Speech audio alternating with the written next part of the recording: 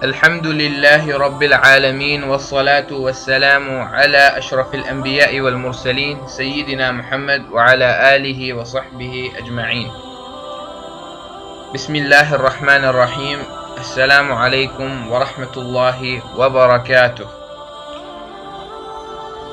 Inshallah, today we will be discussing a topic or an allegation that has been made by the Christian missionaries that the Quran somehow asserts that the sun sets in a pool of murky water. And this is a claim they make to undermine the miraculous nature of the Quran. And so inshallah, we're going to ask the question: does the sun set in the pool of murky water according to Islamic sources? And inshallah, we're going to analyze these claims and the evidence they use to assert this. The first piece of evidence they use is from Surah Al-Kahf, chapter number 18, verse number 86. And the verse reads, أعوذ بالله من الشيطان الرجيم بسم الله الرحمن الرحيم حتى إذا بلغ مغرب الشمس وجدها تغرب في عين حمئة. Let's have a look at some of the translations of this verse, verse 86 of Surah Al-Kahf. In the translation by Muhsin Khan, the translation is, until when he reached the setting place of the sun, he found it setting in a spring of black, muddy or hot water. The translation by Abdullah Yusuf Ali, until when he reached the setting of the sun, he found it set in a spring of murky water.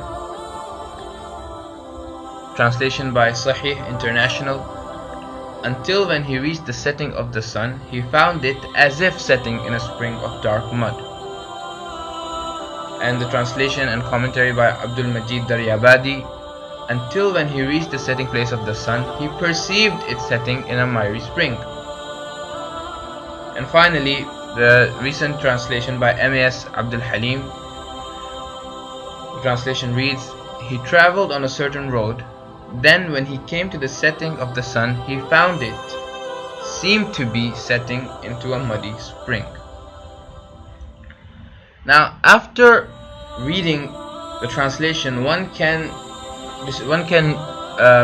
see that the Quran is not asserting that the sun in fact sets in a pool of murky water. Rather, it is talking about the perception of the Qur'an. It is talking about his viewpoint of what he saw when he reached the place. But to prove this, inshallah, we'll have a look at some of the dictionaries and some of the words that we are interested in, and we're going to linguistically analyze this claim, inshallah. The important words in the verse that we're going to look at are Maghrib, Wajada. So what is the meaning of Maghrib? Maghrib is the word commonly used to say west or sunset. According to Al-Mu'jam Al-Wasit, an Arabic dictionary, Maghrib means, number 1, place of sunset, meaning the west. Number 2, time of sunset. Number 3, point of sunset. And number 4, countries located in North Africa and the west of Egypt.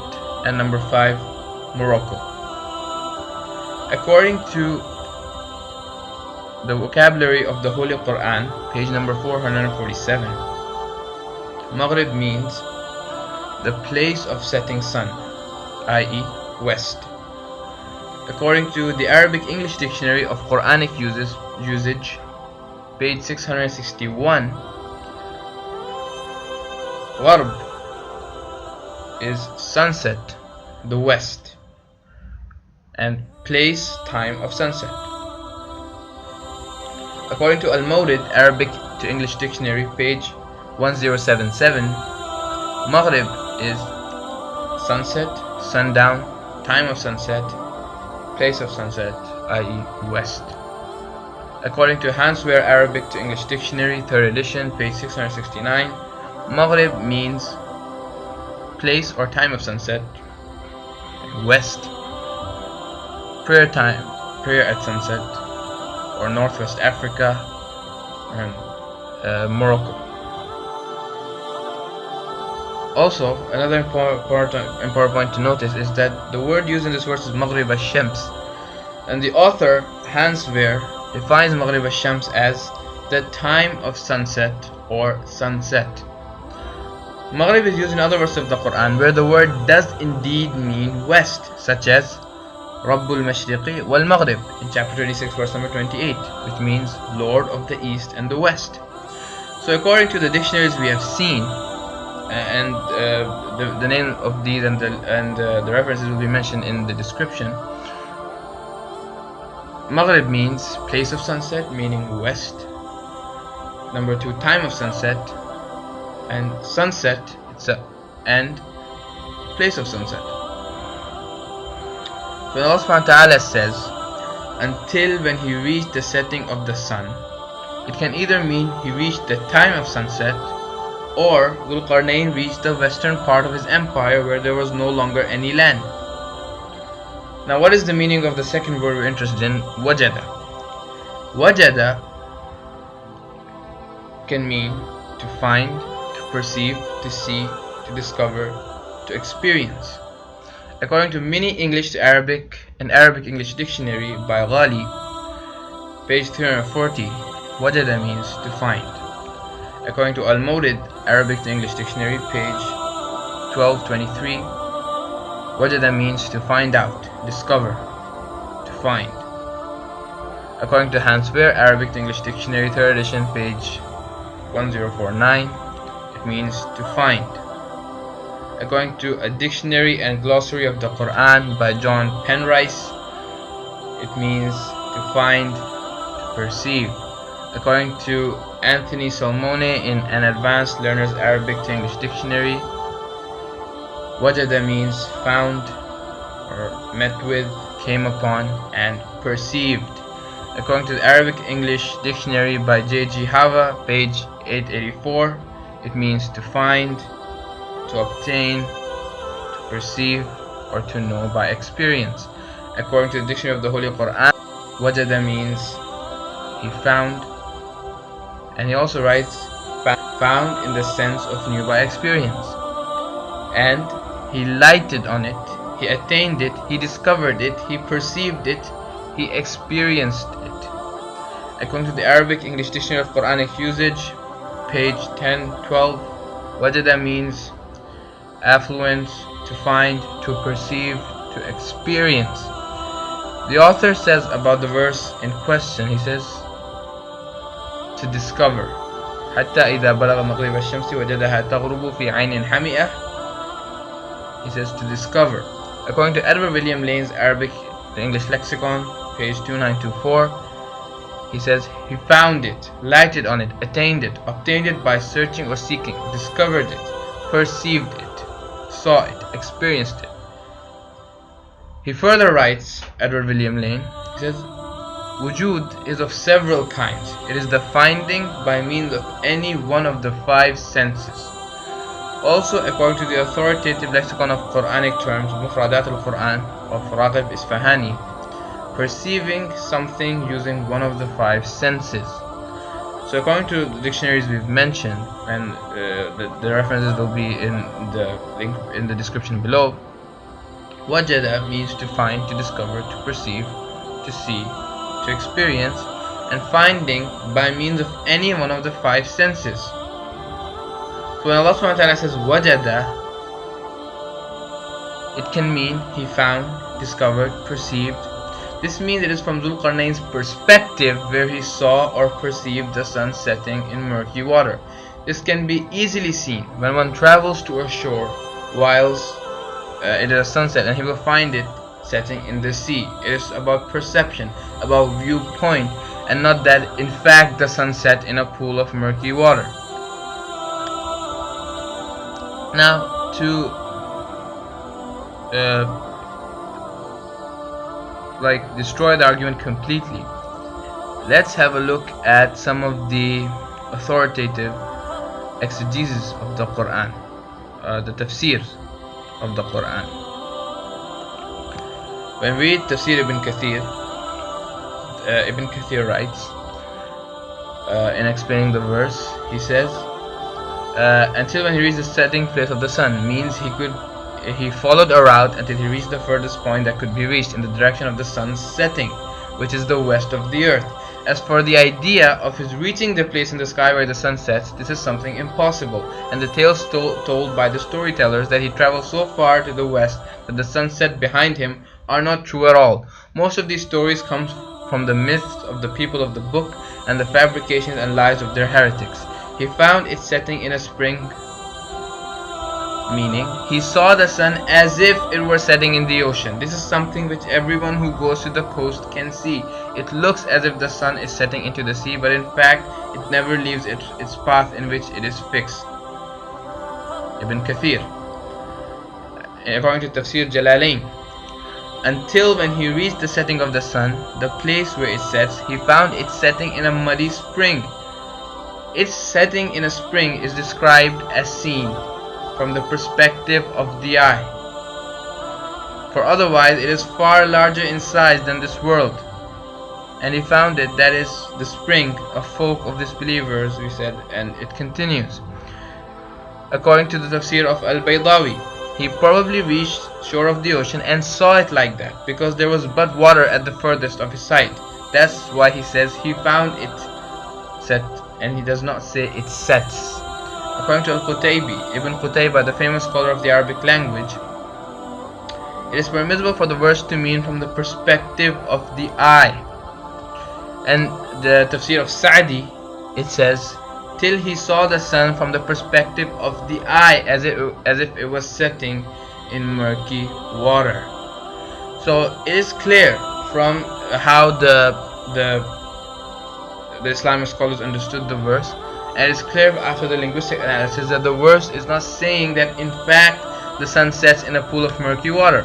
Rather, it is telling us about the perception of Dhul-Qarnayn, that when he went there, his perception, his viewpoint, that at the time the sun was setting. That is what the verse means.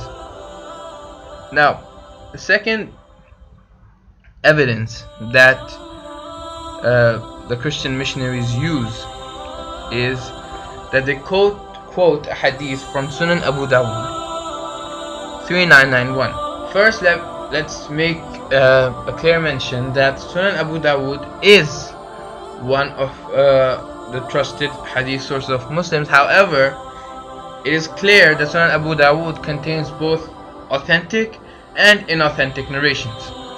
So with Bukhari and Muslim, we are sure that all the narrations in there are, inshallah, according to the consensus of the Ummah, they are authentic. But when it comes to the other four Sunans, such as Sunan Abu Dawud, Sunan al-Nisa'i, Sunan Ibn Majah, and Jami' al-Tirmidhi, we know that there are some inauthentic hadith, and in some cases many inauthentic hadith. And so we're going to analyze this hadith of Sunan Abu Dawud, hadith number 3991. And the narration goes by as narrated by Abu Dharr radiyallahu anhu. I was sitting behind the apostle of Allah, who was riding a donkey while the sun was setting. He asked, "Do you know where this sets?" I replied, "Allah and His apostle know best." He said, "It sets in a spring of warm water." Now, this has a long chain of narrators, such as Yazid ibn Harun, Sufyan ibn Hussein, Al-Hakam ibn Utayba, Ibrahim bin At-Taymi, etc. A related narration is found in Musnad Ahmad. These words are part of a longer narration report to same chain of narrators. Abu Dharr radiyallahu anhu narrated, "Once I was sitting with the Prophet ﷺ riding a donkey on which there was a saddle or a piece of velvet. That was at sunset. He said to me, 'O Abu Dharr, do you know where this sun sets?' I said, 'Allah and His Messenger know better.' He said, 'It sets in a spring of murky water, then it goes and prostrates before its lords.' the words Lord, the exalted in might and the ever majestic under the throne, and when it is time to go out, Allah allows it to go out, and thus it rises. But when He wants to make it rise where it sets, He locks it up. The son will then say, "Oh my Lord, I have a long distance to run," and the hadith continues. The narration is quite similar to the narration found in many hadith works including Sahih al-Bukhari, Sahih Muslim, except the words "it sets in a spring of warm water" are not there in Sahih al-Bukhari and Sahih Muslim.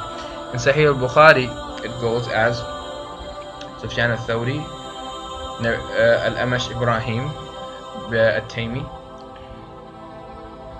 Yazid al-Taymi narrated, Abu Dharr radiallahu anhu said, "The Prophet asked me at sunset, 'Do you know where the sun goes?' I replied, 'Allah and His Messenger know better.' He said, 'It goes till it prostrates itself underneath the throne and takes the permission to rise again, and it is permitted. And then a time will come when it will be about to prostrate itself, but its prostration will not be accepted, and it will ask permission to go on its course, but it will not be permitted, but it will be ordered to return whence it has come, and so it will rise in the west.' And that is the interpretation of the statement of Allah, and the sun is quickly proceeding towards destination. This is the designing of the Almighty, the All-Knowing." This is in Sahih al-Bukhari. The significant difference is of the words "it sets in a spring of warm, murky water." Let's analyze the chain of narrators. From Abu Dharr,